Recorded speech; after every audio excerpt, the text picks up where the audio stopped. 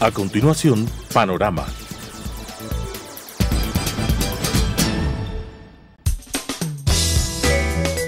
Clasificación B, bajo supervisión de un adulto.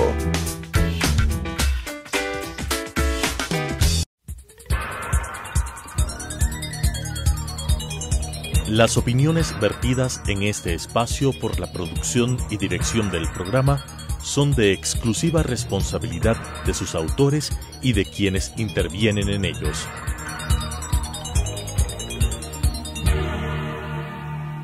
Telesucesos Canal 29 UHF presenta Panorama, política interna y asuntos internacionales abordados por especialistas, jefes de misiones diplomáticas, organismos internacionales y expertos en temas de la comunicación política nacional e internacional.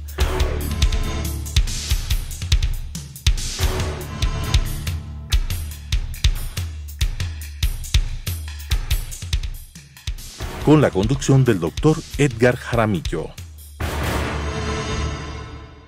Hoy tenemos la grata oportunidad de hablar de un tema controvertido, difícil, preocupante.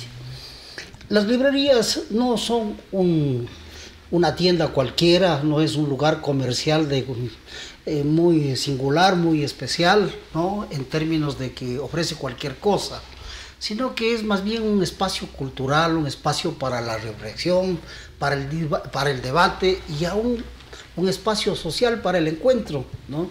Hay quienes piensan que las librerías son como un faro de luz en el océano, ¿no? Que orienta, que ilumina, ¿no?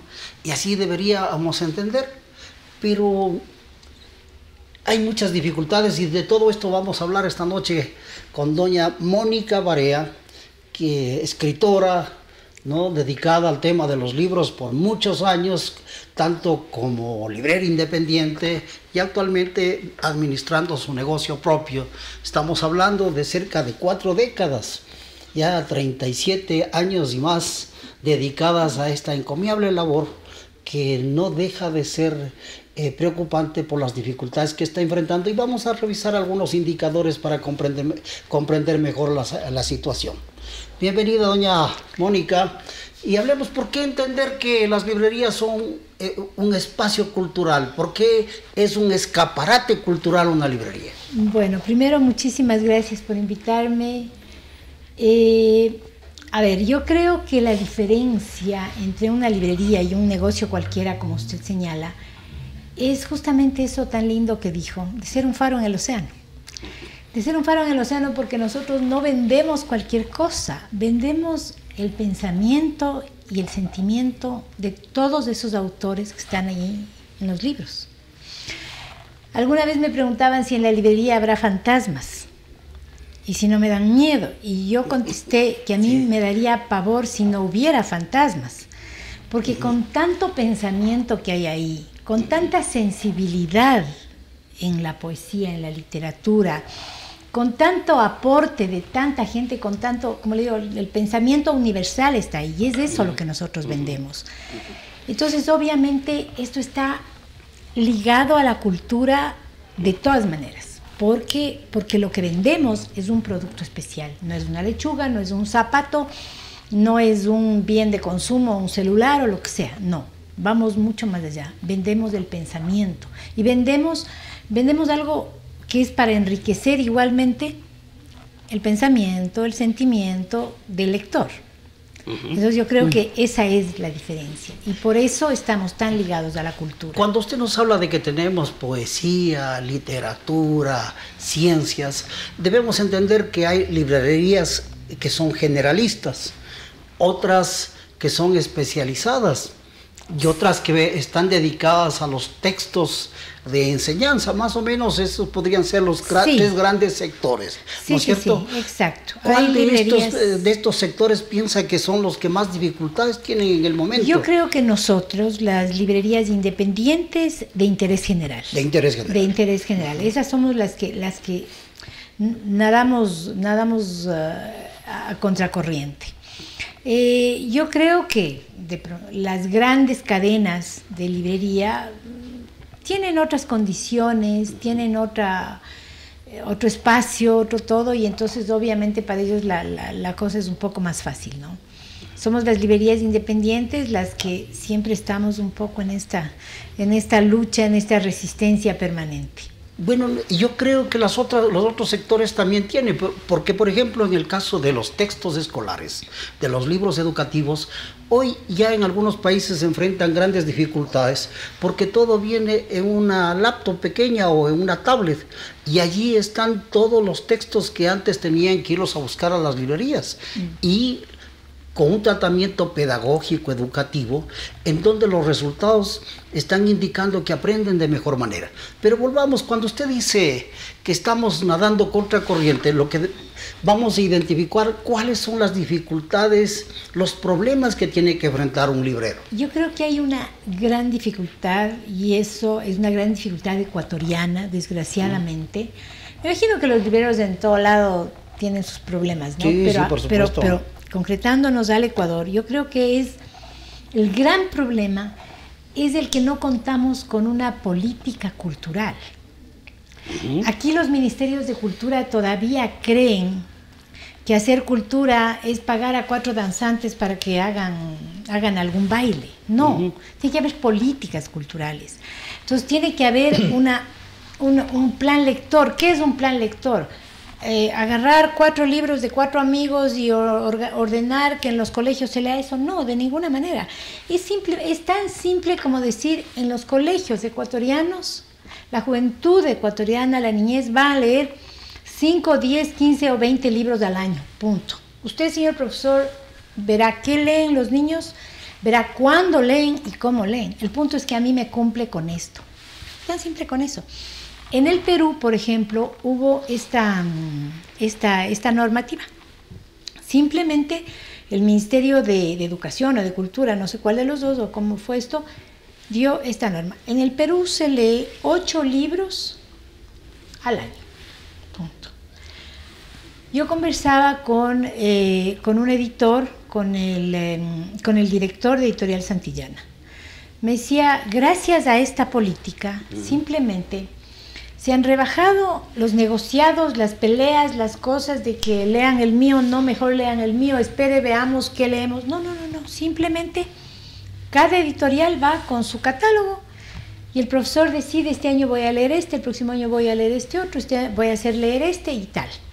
Y los chicos leen. Entonces el nivel de lectura, me decía él, ha subido cualquier cantidad. 1. 2, yo creo que los padres y los maestros tienen que mandar a los chicos, llevar a los chicos a librerías, a bibliotecas, que haya este contacto con el libro, que los niños vayan, que se apropien del libro, que lo huelan, que lo toquen, que tengan un contacto. Eso es vital, eso es vital. Yo digo, de pronto en una casa no pueden tener una biblioteca grande o qué sé yo, pero vaya a una biblioteca. No tenemos una buena biblioteca pública, por ejemplo. Esa es una cosa pavorosa, no tener una buena biblioteca que digamos, esta es, así como tenemos un museo de la ciudad, ¿no es cierto? Decir, esta es la biblioteca de Quito, esta es... No hay. Yo me acuerdo cuando yo era chica que había un montón de casitas repartidas donde decía biblioteca, y esto había en todo lado. Yo me acuerdo en La Tacunga, por ejemplo, yo era bien chiquita, yo vivo en Quito desde que tenía 8 años. Entonces, imagínense, esto es ya bastante tiempo. Ya no contamos cuánto.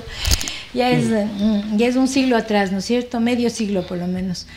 Entonces, yo vivía en La Tacunga y me acuerdo que en un sector que se llama La Laguna, porque hay una laguna, había unas casitas que eran bibliotecas, donde uno iba, donde le contaban cuentos. Le estoy hablando de los años 60, 64, 65, y había esto. Aquí en Quito también había bibliotecas, también había espacios. Sí, incluso en algún momento el municipio empezó a abrir bibliotecas en los parques. En los parques, exactamente. Y hace poco abrieron una cevichería en Salinas, allá en la península de Santa Elena. Oh, sorpresa, la parte de atrás, que venía a ser la cocina de la cevichería, vista de un lado, era lo que algún día fue una biblioteca, una casita así de madera, preciosísima, que parecía de cuento, ¿no es cierto? Y decía ahí, todavía quedaba ya borroso en la madera, decía biblioteca. Entonces, todo eso, por ejemplo, ya no tenemos. Tuvimos hasta hace 10 años atrás el SINAB. ¿Qué pasó con el SINAB? El Sistema Nacional de Bibliotecas. Hecho humo. Virtualmente desaparecido. Virtualmente desaparecido. ¿Qué pasó? ¿Dónde está? O sea, entonces yo digo, por ahí estamos en pañales.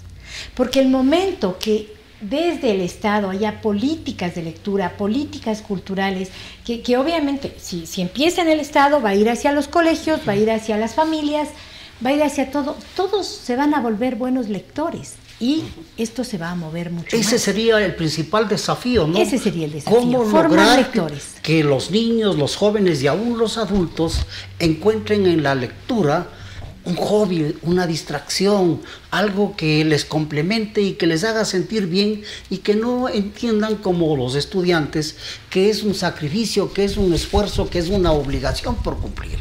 Así es, ¿sí? Así es, exactamente. Yo creo que ese es el kit del asunto. Estamos con la señora Mónica Barea de la editorial Rayuela, de la librería Rayuela, una librería de enorme trayectoria, con quien estamos conversando respecto de qué hacer para enfrentar los retos que tienen las librerías y los libreros. Y ella nos dice que es importante establecer políticas culturales, pero habría que definir qué implican estas políticas culturales, porque las estadísticas internacionales nos revelan grandes cosas. Usted citó el caso del Perú, en donde se han establecido políticas culturales, pero hay algunos indicadores preocupantes. Por ejemplo, en el Perú, los índices de lectoría han bajado. Y los índices de lecturabilidad, que quizá puede ser el problema de fondo, también han bajado más sustancialmente. Vamos a explicar qué es esto de la lectoría y la lecturabilidad para que nos entienda mejor la audiencia. Pero, ¿qué otras cosas podemos hacer? Porque ya estamos viendo que el establecimiento de políticas como aquella de exigir una lectura determinada de libros, como que no ha logrado los objetivos que se perseguían. ¿Qué otras cosas hacer? Bueno, no podemos olvidarnos que nosotros competimos con las imágenes. Este rato competimos con la televisión, competimos con las tablets, competimos con las series, ¿ya? Entonces yo creo que el momento que a los niños, porque yo creo que esto es algo que hay que empezar desde bien chiquititos, ¿no? Hacemos que en su mente tenga un sinónimo. Lectura es igual a diversión. Esto va a cambiar. Esto va a cambiar, pero el momento que le ponemos lectura es igual a obligación, es igual a nota, es igual a castigo, es igual, no lo vamos a lograr. No lo vamos a lograr. Entonces yo creo que la tecnología, lejos de ser una enemiga, debería ser una amiga. Y a través de una tablet, de un lo que sea, hacer que el niño se acerque a los cuentos, a la lectura, a la fantasía. Porque yo digo, a qué guagua no le gusta soñar, a qué guagua no le gusta crear historias. Justamente ahora en el mes de julio yo voy a dar unos talleres para chicos. Y vino hace 2 días a la librería Rayuela una persona que estaba interesada en los talleres. Entonces, claro, ella estaba como insegura, como que de qué me están hablando, taller, chicos, ¿no? ¿Cuál es el enfoque de estos talleres que suena interesante? Yo le saqué los trabajos del año anterior, trabajos que hicimos con niños. Entonces, ¿cuál es el asunto? No nos olvidemos de las imágenes. Entonces, yo empiezo siempre por una lectura de imágenes. Textos sin palabras, simplemente imágenes para que ellos vayan creando historias. Luego juegos con palabras, juegos de los que nos hemos olvidado del ahorcado, nos hemos olvidado del páreme la mano, todos estos juegos de antes, ¿no es cierto? Y a partir de todas las palabras que van saliendo, vamos creando personajes, vamos creando situaciones y también hacemos lectura en voz alta.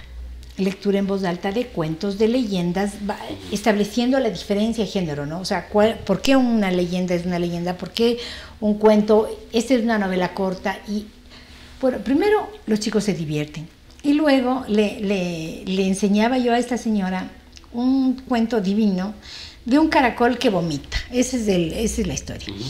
Tort era un caracol que vomitaba, así empieza el cuento. Entonces esta señora me dice, ¿y esto? Claro, lo escribió un niño de 5 años, pero habría que ver, y claro, él escribía medio, y yo le iba un poco con las dificultades propias de su edad para de los 5 años, graficar, ¿no? De los 5 años, y era brutal porque la hermanita, él tenía 6 y la hermana tenía 5, y la hermana le dictaba. Le decía, pero que se pierda el caracol. Entonces el caracol se pierde, la mamá se preocupa y finalmente le encuentran y le da una nalgada. Eso. Claro, entonces yo respeto el contenido porque los niños además cuando escriben, cuando crean, uno pone parte de sí y eso es digno de respetarse. En términos de objetivos, ¿qué ha alcanzado usted a través de estos talleres? ¿Qué podría destacar? Yo creo que 1, el amor a la lectura. 2, la diversión, que pasen un buen rato. Y 3, que se vayan con un producto que ellos lo hicieron, o sea, que vean que son capaces de contar una historia, de escribirla, de dibujarla y de contarla de varias maneras, porque están contando en palabras y están contando en imágenes, porque también dibujamos. Entonces, claro, esto es de lo más alhaja y son cosas que yo digo, por ejemplo, en los colegios, en lugar de que haya rigidez respecto a la gramática y a esto, la hora de lectura tiene que ser la hora feliz. Bueno, estamos descubriendo que a través de sus talleres usted está utilizando 2 metodologías que han sido realmente efectivas. Le cuento, la una es que en cursos para adultos, alguna vez para la producción de radio y televisión, ¿no? Llegaban los cursantes y veían la tecnología disponible y decían, no, pues con esta tecnología yo puedo hacer cualquier cosa. Claro. Pero el primer ejercicio era que no tienen que utilizar la tecnología, sino en un espacio de la esquina utilizar cualquier material desechable para crear una historia, ¿sí?, solo con sonidos, sin palabras. Entonces eso desarrollaba la imaginación y se daba cuenta la gente cómo era capaz de recrear, de descubrir sus cualidades para crear historias.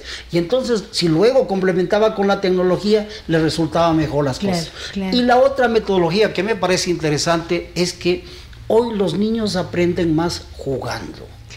¿Sí? No es con la rigidez que ha dicho usted, ¿no? Prueba de ello son las pruebas PISA a nivel internacional de evaluación, que revelan los resultados en donde estas metodologías han dado resultados, ¿no? Y entonces me parece muy bien. Pero me parece que cuando hablábamos de lectoría y lecturabilidad, ¿sí? La lectoría es cómo va creciendo el número de lectores de periódicos, de revistas o de libros.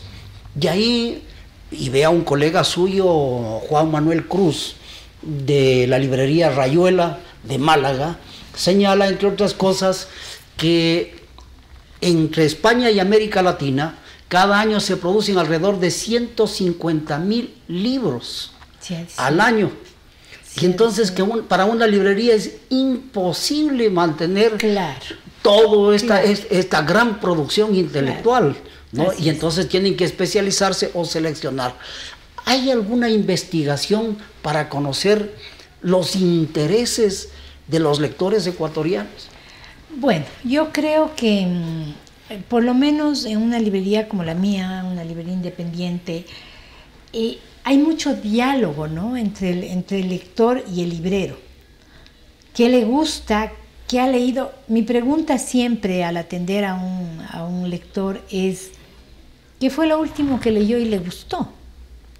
Porque un poco para guiarle, para ver qué es lo que quiere, ¿no? Entonces yo creo que en función de este diálogo que siempre se da, uno va viendo los intereses, o gente que viene y dice, sabes que me trajeron de España un libro que se llama tal y es hermosísimo de tal autor. Entonces, claro, yo anoto absolutamente todo porque digo, y ahora tenemos la maravillosa herramienta del internet, reviso y tal, veo el libro maravillosísimo que dice el señor y digo, no, esto no va con la línea de mi librería, yo no vendo este tipo de cosas, o en su defecto digo, sí, hay que tomarlo en cuenta, en la próxima importación hay que traer este libro, y así vamos apostando. Es una apuesta también, o sea, es una apuesta en la que a veces nos va bien, a veces nos equivocamos, a veces nos pegamos unas jaladas que llegue el libro y digo, Dios mío, ¿para qué traje esta barbaridad? Es un horror. Y me dejé seducir por las palabras de la reseña, ¿no? Que parecía maravillosa, y traigo y no era lo que yo pensaba. Es decir, cuando el usuario, el lector concurre a una librería, no es suficiente decirle qué está buscando, sino que también el librero tiene que orientarle y no solo venderle lo que él busca, sino otras cosas que le pueden ser útiles. Así es. Pero se lleva un registro para poder comunicarse una vez, digamos, lo que hoy se denomina en mercadeo, la postventa. Sí. Sí. ¿Qué se hace? ¿Por correo electrónico? Claro, ¿Le registran? correo electrónico. Nosotros tenemos claro, ahora hay sistemas maravillosos, ¿no? Entonces nosotros tenemos el registro de todo lo que tal persona compró, cuándo compró, cuántos ejemplares, etcétera, etcétera, de todo su historial, como el Cardex de antes, pero en digital, ¿no es cierto? En sistema. En electrónico. Me ha pasado, por ejemplo, que hace poco me llamó una persona y me dijo, mira, necesito de urgencia este libro, vivo o muerto. Entonces yo me metí al sistema y vi qué personas habían comprado ese libro. Y llamé de una en una, porque eso te da la posibilidad del negocio todavía pequeño, del negocio todavía familiar, en el que uno va haciendo amigos, ¿no? Llamé de uno en uno, claro. Él había comprado la Universidad de San Francisco, ya, nada que ver. Había comprado el IAIN, nada que ver. Pero había comprado tal y tal y tal. Entonces llamé de uno en uno. Le digo, oye, yo te vendí el libro tal. ¿Te gustó? ¿Te interesa? ¿Te importaría venderlo a otra persona? No, ese libro lo tengo rayado, subrayado, es mi libro de cabecera, no, nada que ver. Ok, bueno, y así. Hasta que llegué a uno que me dijo, ay, sabes que ni me gustó. Leí 20 páginas, yo te paso a dejar en la librería. Ahí tenemos un problema de lecturabilidad y quizá este es el enorme reto que tienen los escritores, y ahí un papel interesante para los libreros para orientar a fin de que se pueda escribir en términos de que sea atractivo la lectura. Claro, porque hay algunos trucos para arrastrarle al lector, ¿no? Verá, nosotros como Rayuela Editores damos servicios editoriales y yo suelo a veces hacer corrección de estilo. Me piden que haga corrección de estilo, entonces hago corrección de estilo. Y justamente en algún momento yo decía, yo no sé a qué maldita hora le convencieron a la gente de que tiene que sembrar un árbol, escribir un libro y tener un hijo, por Dios. O sea, no, si no es buen jardinero, no siembre el árbol. Si no va a ser buen padre, no tenga el hijo. Y si no sabe escribir, por Dios, no escriba. Porque te llegan a veces unas cosas que vos dices, no hay derecho. He tenido experiencia. No hay derecho. Ahí hay un problema muy serio, ¿no? Yo lo que siempre digo, y está ya así súper trillado esto, es que digo, para escribir hay 3 recetas: lean, lean y lean. Porque es la única manera como uno puede aprender a escribir. Así es. Sí, puede haber muchísimos manuales, puede haber los mismos cursos estos de narrativa creativa, de escritura creativa, pueden ser súper útiles, no digo que no, pero hay que leer mucho para poder escribir bien. ¿Ya? Bueno, los libreros tienen enormes retos hoy en día, ¿no? Sí, y entre otras cosas, el problema es los medios electrónicos, el internet, el libro electrónico cada vez y vea que uno de sus colegas de Barcelona, ¿no?, en donde han desaparecido el 37% de las librerías de Barcelona y tienen un competidor en Amazon. Y están buscando alternativas para cómo enfrentar esta situación. ¿Qué estamos haciendo acá en nuestro país? Acá nada, acá sobreviviendo, acá nada. Es cosa de cada persona, es decir, en este ámbito tampoco hay políticas culturales nada. para apoyar al librero y al creador de los libros. Una cosa simple. Nosotros como Librería Rayuela damos servicio a domicilio y damos servicio a todo el Ecuador e inclusive mandamos libros fuera del Ecuador. Hay un libro maravilloso que lo editó Alfonso Ortiz Crespo.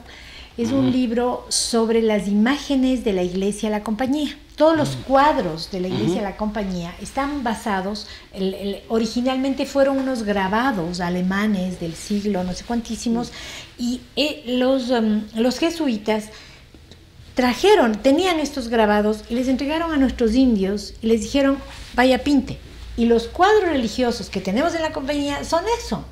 Una cosa maravillosa. Entonces me escribe un señor, Almerindo Ojeda se llama, él es un peruano que trabaja en una universidad en Los Ángeles. Entonces me dice, Mónica, yo sé que tú tienes estos libros en tu librería, ¿qué posibilidades tenemos de venderlos fuera? Porque hay un montón de colegas míos, ¿no?, que quisieran el libro. Le digo, Almerindo, todas las posibilidades. Qué bueno. Yo vendo este libro, ya, perfecto, ¿cómo hacemos? Entonces yo le diseño un banner, una cosa para que él circule por donde sus amigos y nos empiezan a llover los pedidos. Bueno, la señora Mónica Barea nos ha hablado de la necesidad de establecer políticas culturales, de hacer que la lectura sea más atractiva, que eso necesita construirlo de otra manera los textos, para lo cual hay que leer y leer, ¿no? Este es un enorme desafío. Le agradecemos mucho. Muchísimas gracias por ayudarnos a entender la labor cultural que ejercen los libreros. Muchas gracias. Muchas gracias.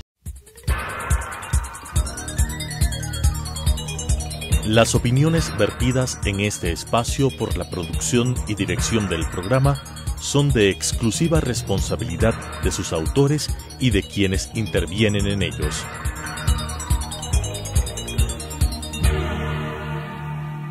Telesucesos, Canal 29 UHF presentó Panorama, Política Interna y Asuntos Internacionales abordados por especialistas, jefes de misiones diplomáticas, organismos internacionales y expertos en temas de la comunicación política nacional e internacional.